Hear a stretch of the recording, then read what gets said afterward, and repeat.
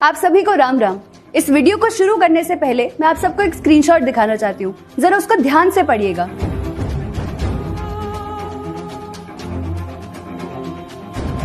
वो कमेंट ये है, तू तो जो हिस्ट्री है वो तो है, उससे बदला नहीं जा सकता। तुम्हारे इस मुसलमानों के खिलाफ जहरीले वर्ड बोलने से जो इतिहास बीत चुका है उसे बदला नहीं जा सकता, लेकिन आज जितना भाईचारा बचा हुआ है वो भी जरूर खत्म हो सकता है। हर मुसलमान बाबर, औरंगजेब, मोहम्मद गौरी, मोहम्मद बिन कासिम नहीं होता, लेकिन तुम जैसे की वीडियोस देखकर बाबर जरूर बन सकता है।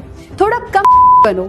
जो इतिहास में हुआ है मानता हूँ बहुत गलत है, लेकिन तुम्हारे इस इतिहास को याद दिलाने से इतिहास नहीं बदलेगा, लेकिन नफरत जरूर बढ़ जाएगी, समझी? ऐसे कमेंट्स हैं, ऐसा एक ही कमेंट नहीं है, और भी बहुत कमेंट्स है, आप सुनिए। तू जहन्नुम में जाएगी, मीठी जहरीली खीर हो तुमको भी हम मार देंगे अगर तुम इनकार करोगी। तू बच के रहना, कहीं तेरा लव जिहाद ना हो जाए आरएसएस की पपेट। तू कुछ अपने 33 करोड़ भगवानों के बारे में बता दे जो बहुत वॉर करते थे, उनके पास बहुत वेपन्स थे और औरत को से थे। ये जो लड़की चैनल चला रही है ये बीजेपी की रखेल है। You can't answer because you are in bed with the politicians. हाल ही में अपने वीडियोस के लिए हमें ये मैसेजेस आए हैं और इसके जैसे कई और मैसेजेस और कमेंट्स आए हैं, और इन्होंने मुझे ये सोचने पर मजबूर कर दिया कि मैंने तो किसी धर्म का विरोध नहीं किया, लेकिन अपनी संस्कृति की बात करने पर हमें ये गालियां पड़ती है। और ये एक ही इंस्टेंस नहीं है। हमारे आश्रम की सनातन वुमेन की टीम जो महिलाओं के सशक्तिकरण के लिए कार्य करती है, देश धर्म की बात करती है, उस सनातन वुमेन की टीम को कुछ ऐसे कमेंट्स आते हैं। नेहा उन्नी, मेरे तेरे जैसे बस, तेरी क्या औकात है, तुम जैसे सैकड़ों के साथ सोने में ही राजी हो और तो की तरफ भौंकने में लगी रहती हो। कुछ कमेंट्स तो इतने अभद्र हैं कि मैं उन्हें बोल भी नहीं सकती हूँ, लेकिन आप लोग पढ़िए जरूर। स्क्रीन पर आपके सामने वो कमेंट्स लगाए हैं।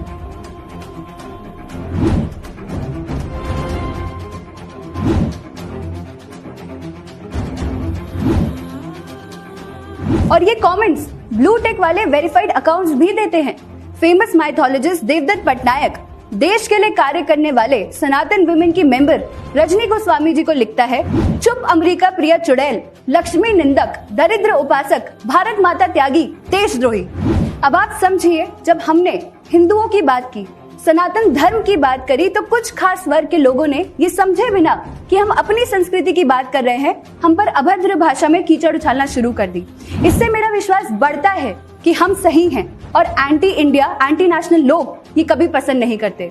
उनके पास कोई तर्क तो होते ही नहीं है, क्योंकि बुद्धि में तो जहालत भरी हुई है। इसीलिए वे शाब्दिक बर्बरता पर उतर आते हैं और उसी से मुझे अंदाजा लगता है कि आक्रमणकारियों के रूप में इनके पूर्वजों ने कितनी बर्बरता फैलाई होगी। थोड़ा पीछे चलते हैं। महिलाओं को कमजोर समझना, उन्हें गालियां देना, उनका रेप करना, उन पर सारा गुस्सा निकालना, उन्हें ऑब्जेक्ट की तरह ट्रीट करना, उन्हें सेक्स स्लेव्स बनाना, उनके राइट्स को राइट्स ना समझना, उन्हें पुरुषों से कम समझना, ये सब तो ना जाने कब से चला आ रहा है। जब भी कोई युद्ध हो उसमें महिलाओं और बच्चों को उठा लेना, महिलाओं का रेप करना, उन्हें बंदी बनाना, मतलब जितनी भी खुंदस हो सब महिलाओं पर निकालना, ये सब तो कब से चला आ रहा है। 1300 सालों से चले आ रहे इस्लामिक इन्वेजन के दौरान हुए अत्याचार को हम सबको समझना चाहिए। याद कीजिए, इतने सालों तक दबाई और कुचली गई लाखों करोड़ों महिलाओं की वो आवाजें, वो चीखें, वो दर्द। महिलाओं को जब सड़कों पर बिना कपड़ों के घसीटा जाता था और फिर 20 से 30 मुस्लिम रोज उनका रेप करते थे। और ये मैं नहीं कह रही हूँ, क्योंकि मुझे तो कमेंट्स में ये कह दिया गया कि मैं जहर फैलाती हूँ, नफरत फैलाती हूँ। ये राजपूत हिस्ट्री मेंशन करती है, बहुत सारे alternate sources of history mention करती है। माई इंडिया माई ग्लोरी का एक आर्टिकल है, वो मैं आपकी स्क्रीन पे दिखाऊंगी भी, वो मेंशन करता है।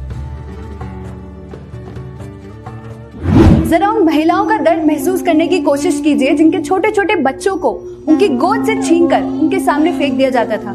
सोचिए क्या लगता होगा उन्हें जब उनके सामने उनके बच्चों के दिलों को खंजर से काटकर, बेरहमी से निकालकर उन माओं को खिलाया जाता था। उनकी बेबसी महसूस कर पा रहे हैं आप? कितना गुस्सा आ रहा होगा उन्हें, कितना दर्द हुआ होगा उन्हें, कितनी घृणा हो रही होगी। सोचिए क्या बीतती होगी उन महिलाओं पर जब उनके ही बच्चों को उनकी ही आंखों के सामने टुकड़ों में काटकर उसकी माला बनाकर उनके गले में डाल दिया जाता होगा। क्या जीवन था उनका? आपने सोचा है कभी? इस्लामिक इन्वेजन के बाद, भारत में अटैक्स के बाद, अगर कोई हिंदू राजा हार जाता था तो सबसे पहले उसके यहाँ की महिलाओं को बंदी बनाकर ले लिया जाता था। और फिर क्या, एक ही दिन में एक ही महिला के साथ 30 अलग आदमी, 30 अलग रेप। और ये बात फिर से मैं नहीं कह रही हूँ, इस सारे हिस्ट्री सोर्सेज मेंशन करते हैं, आप देख लीजिए रेफरेंस। चलिए, जैसे कि शो की शुरुआत में हमारे महान कमेंटेटर ने कहा था, उस समय की चीजों को बदला नहीं जा सकता, लेकिन उस समय को जानना तो बहुत आवश्यक है, वरना वही हिस्ट्री रिपीट करी जाएगी बार बार, और ऐसा ही हुआ भी है। 1947 के इंडिया पाकिस्तान पार्टीशन में सबसे ज्यादा महिलाओं ने सहा। बॉर्डर के उधर के पुरुष यहाँ की महिलाओं के साथ दुष्कर्म करते थे और बॉर्डर के इधर के पुरुष वहाँ की महिलाओं के साथ। उन महिलाओं की चीखें, उनका दर्द, उनका आत्मसम्मान को पहुंची ठेस शायद आज भी बहुत लोग नहीं समझ पाए हैं। कश्मीर का वो इतिहास हम सब जानते ही हैं, जहाँ 1990 में मुसलमानों ने मस्जिदों से लाउड स्पीकर से चिल्ला चिल्ला के अनाउंस किया था, यहाँ क्या चलेगा, निजाम मुस्तफा। हम मजबूर थे, हमारे हाथ बंधे हुए थे, उनके नारे थे कि अगर आप नहीं निकलेंगे हम आपको मारेंगे। ये उनके क्या नारे लगाए आपने? पाकिस्तान जिंदाबाद, यहाँ क्या चलेगा, निजाम मुस्तफा। यानी कश्मीर में सिर्फ इस्लामिक लॉ चलेगा, या उन्होंने कहा था असी गची पनूनी पाकिस्तान बटाव रोशटू बतानी इंसान, यानी हमें पाकिस्तान चाहिए पंडितों के बिना लेकिन उनकी महिलाओं के साथ। वो कश्मीर जहां महिलाओं के साथ उन्हीं मुसलमानों ने गैंग रेप और टॉर्चर किया था जिन्हें वो महिलाएं भाई कहती थी। वो कश्मीर जहां एक टीचर को उसके ही मुस्लिम स्टूडेंट्स ने बर्बरता के साथ रेप किया था, और ये मैं नहीं कह रही हूँ, इसकी भी न्यूज क्लिपिंग्स है, आप देख लीजिए। वो कश्मीर जहां उन महिलाओं और बच्चियों के साथ हुए दुष्कर्म की आवाजें आज भी इन कश्मीरी पंडितों के दिल में बसी हुई है। ये सब ऐसे ही चला आ रहा है। आज भी पाकिस्तान और बांग्लादेश में हिंदू महिलाओं के साथ दुष्कर्म किए जाते हैं, उन्हें टॉर्चर किया जाता है क्योंकि वो माइनॉरिटी हैं। शायद आज भी हम एक महिला की अस्मिता नहीं समझते हैं। जब तुलसीदास जी रामचरितमानस में लिखते हैं, ढोल गवार शूद्र पशु नारी सकल ताड़ना के अधिकारी, तो वो सही है। बात के कंक्लूजन पर जंप करने से पहले मुझे आराम से सुनिए। ताड़ना का अर्थ सिर्फ मारना या पीटना नहीं होता, बल्कि विजिलेंस रखना भी होता है। तो क्योंकि जब अटैकर्स अटैक करते थे, इन्वेडर्स इन्वेड करते थे, तो सबसे पहले इन्हें ही टारगेट किया जाता था। इसीलिए इन पर विजिलेंस बनाए रखना इंपॉर्टेंट था, इनकी प्रोटेक्शन के लिए। जैसे वाद्य यंत्र में ढोलक, जैसे वर्णाश्रम में सबसे कम इंपॉर्टेंस जिसको मिलती है वो अनपढ़ यानी गवार है, या जैसे घर के पशु हैं, या जैसे घर की स्त्री है, ये सब लोग ज्यादा अटेंशन मांगते हैं। तो जैसे ढोलक अगर ध्यान न रखा जाए तो खराब हो जाता है, या जैसे अनपढ़ को अगर सिखाया ना जाए तो खराब हो जाता है, ऐसे ही घर की स्त्री के लिए हम अधिक अटेंटिव नहीं होंगे तो दुश्मन उनको उठाकर ले जाएगा और हमारे घर की इज्जत को खत्म कर देगा। तो ये सब समाज में बेटर रहे और अच्छे से कंट्रीब्यूट कर सके, इनका व्यक्तित्व निर्माण हो, इसलिए हमें ज्यादा अटेंटिव होना होगा। ये अर्थ है तुलसीदास जी की चौपाई का, जिसको हमने इतना गलत समझा है। और ये बात मैं किसी खास संदर्भ में कह रही हूँ, और ये संदर्भ ये है कि आज भी उस सोच के लोग महिलाओं को ही टारगेट करते हैं। इन्हें जब मौका मिलता है ये महिलाओं पर अटैक करते हैं, अगर फिजिकली नहीं तो सोशल मीडिया के माध्यम से। यहाँ तक कि अपनी घृणा के चलते इन्होंने हिंदू देवियों को भी नहीं छोड़ा। इतनी अभद्र भाषा, अश्लील तस्वीरें और बदतमीजी के साथ पेश आते हैं कि दिखाते हैं कि इनके दिमाग में सिर्फ और सिर्फ बर्बरता फैली हुई है। लेकिन दुख इस बात का है कि इन लोगों को हम लोग जवाब नहीं देते हैं। नवरात्रि में हिंदू समाज स्त्री की पूजा तो करता है, लेकिन जब भी स्त्री अस्मिता पर खतरा आता है तो चुप होकर बैठ जाता है। लोगों की विचारधारा चाहे लेफ्ट हो या राइट, कोई फर्क नहीं पड़ता।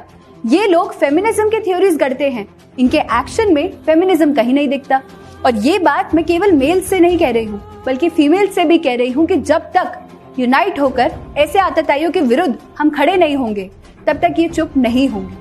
यूं तो स्त्रियों की साइबर सुरक्षा के लिए बहुत से कानून हैं, जैसे सेक्शन 354A, सेक्शन 354C और section 354D of 2013 criminal amendment act of Indian penal code, या जैसे सेक्शन 499, 503, 507 एंड 509। इसके अलावा 2008 में अमेंड हुए इंफॉर्मेशन टेक्नोलॉजी एक्ट में सेक्शन 66C, जिसमें एक आइडेंटिटी थेफ्ट की बात की गई है, सेक्शन 66E, जिसमें violation of privacy of a person से डील किया जाता है, या सेक्शन 67, जिसमें ट्रांसमिशन ऑफ ऑब्सीन कंटेंट के खिलाफ एक्शन है, या सेक्शन 67A और 67B। इन सब के अलावा वुमेन राइट्स प्रोटेक्शन के लिए बहुत से लॉज भी हैं और बहुत से स्पेशल इनिशिएटिव्स भी हैं, जैसे national commission for women, state commission for women, women safety act, cyber cell धारा, डेफेमेशन एक्ट। लेकिन दुख की बात यह है कि जब आप इन्हें कांटेक्ट करेंगे तो शायद ही कोई उत्तर आए। हमने बहुत बार इन्हें कांटेक्ट करने की कोशिश की, साइबर लॉज के तहत एंटी नेशनल और एंटी वुमेन एजेंट्स को रिपोर्ट भी किया। हमने मंत्रियों से लेकर साइबर सेल तक सबको कांटेक्ट किया, इन लोगों की शिकायत की, लेकिन कोई नतीजा नहीं आया। All zero. कभी कभी तो लगता है सिर्फ गुड बुक्स है, गुड ऑन पेपर है, लेकिन गुड इन एक्शन नहीं। डॉक्टर पवन सिन्हा गुरुजी हमेशा महिलाओं की सुरक्षा और उनके एम्पावरमेंट के लिए कार्य करते आए हैं और उन्होंने ही इसी कड़ी में सनातन वुमेन का गठन किया था। अनेक मौकों पर उन्होंने महिलाओं के अधिकार की बात की है, जैसे कि आप इन ट्वीट्स में देख सकते हैं।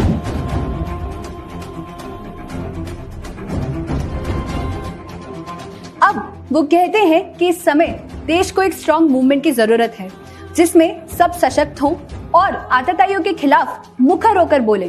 तो इस समय मैं आप सभी महिलाओं से स्वामी विवेकानंद जी के कुछ शब्द शेयर करूंगी। To the women of this country, I would say exactly what I say to the men. Believe in India and in our Indian faith. Be strong and hopeful and unashamed. And remember that with something to take, Hindus have immeasurably more to give than any other people in the world. और सभी mail से भी स्वामी जी के शब्दों में कुछ कहूंगी। There is no chance for the welfare of the world unless the condition of the women is improved. It is not possible for a bird to fly only on one wing. इसी बात पर ये सोचते हुए कि शायद आपके दिल पर कुछ चुभा होगा और आप ये संकल्प लेंगे कि अपने समाज की बहन बेटियों के लिए कम से कम बोलना और लिखना तो शुरू करें। हम संस्कृति के लिए खड़े होते हैं, कहीं ना कहीं आपके लिए खड़े होते हैं। हम सेवा के लिए खड़े होते हैं तो इसी समाज के लिए खड़े होते हैं। तो ये आपका भी कर्तव्य बनता है कि जो भी देश समाज के लिए खड़ा हो उसके लिए आप भी खड़े हो। नहीं तो वो दिन दूर नहीं जब ऐसे जवाब देने वाले लोग हतोत्साहित हो जाएंगे। हम जैसे लोग तो शांत नहीं बैठेंगे, ना सनातन वुमेन चुप बैठेगा और ना ही मैं हतोत्साहित होंगी, क्योंकि हमारी जड़ें और हमारी परंपरा तो आश्रम से आती है, जिसमें हमें धर्म के लिए काम करना सिखाया जाता है, देश के लिए कार्य करना सिखाया जाता है। लेकिन बाकी लोग हतोत्साहित हो जाएंगे और जो काफिला इस देश के कार्य के लिए बढ़ना चाहिए वो भी नहीं बढ़ पाएगा। तो क्या हम ऐसे भारत को विश्व गुरु बनाएंगे, ऐसे देश के लिए कार्य करेंगे?